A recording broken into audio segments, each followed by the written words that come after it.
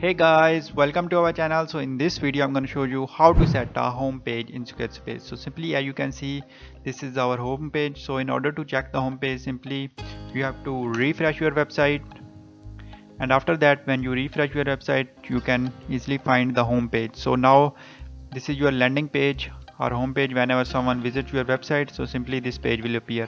So now I want to set a home page, like I want to make this one a home page. So simply go to pages, and after that click on collections. Now here you can see this button, just simply click here, and now after that when you click here you have to wait for a few seconds.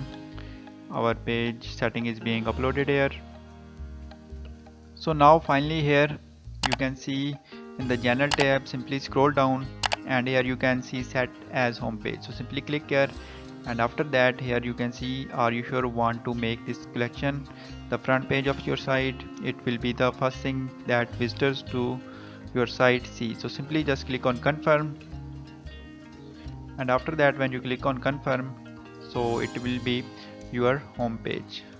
So simply now close this, and now go back and simply refresh your website. So now when someone visits your website, or you can easily refresh your website, so simply this will be your home page. So in this way you can set a home page in Squarespace.